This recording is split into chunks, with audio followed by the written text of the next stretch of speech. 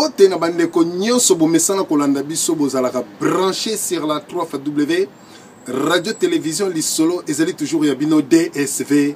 Diana sous le photo de vous pertale moto toujours na kati ya bato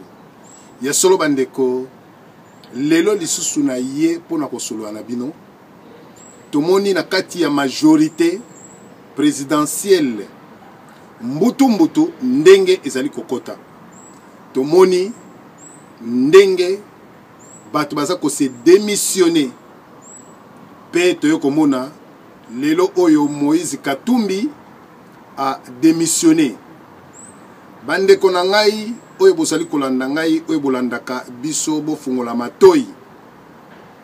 lelo soki bo poser question et pa ya Moïse Katumbi pona nini pendant 14 ans ofandaki na monsieur Joseph Kabila. Mais lelo o se démissionné pour attirer na une année à pouvoir lelo omonika kamabe na ye akozala na ba argument oyo ako avancer et pas inabino pe lolenge ba oyo misusu ya G7 ndenge ba longwe les mêmes questions ceux qui botuni bango bakozala na les mêmes arguments lokola Moïse Katumbi yango toza ko senga na bandeko oyo ba longwe na G7 o basali G7 na bango. Pourquoi pas baena opposition na ndenge ya kosadere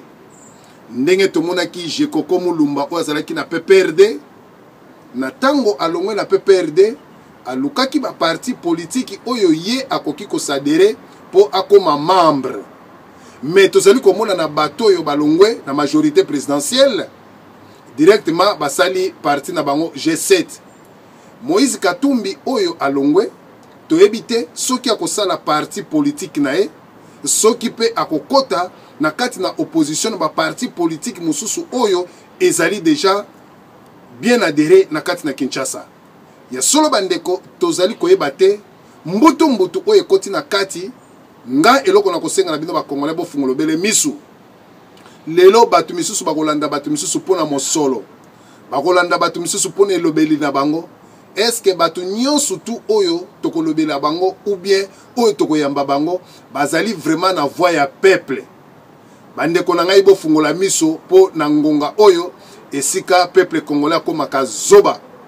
peuple congolais akomaka zoba po na lokoso ya mbongo esika bakopesa ye mbongo akosala propagande ya n'importe qui akolobela moto nyonso tout bolamu.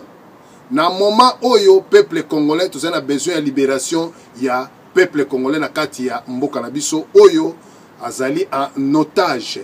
Alors problème na biso batu nyonso tu ya majorité bazali kobima batu ya opposition pe mbutu tozali koyeba te na kati na bango nani oyo tokoki kopona a assumer poste ya présidence mpe tozali komona ekekomela biso morceau moko dire na kati ya politique congolaise oyo parce que na opposition bazana besoin ya pouvoir bato pe balongwe na kati na majorité présidentielle bakozala toujours na besoin ya pouvoir. Alors tozali koyeba te tokosuka wapi ya solo bandeko ezali devoir on apesi peuple congolaise moko na moko ameka ko se réfléchir pona bato o balongwe basali G7 na Moïse Katumbi na opposition na majorité. Alors namite malabino bozali ko kanisani c'est à vous maintenant ya ko raisonner wala ezali moi exercice on appelle bino ezalaki toujours ya bino DSV Diana sous le foot de vous pertale moto toujours na kati ya bato nde natiki bino bye bye.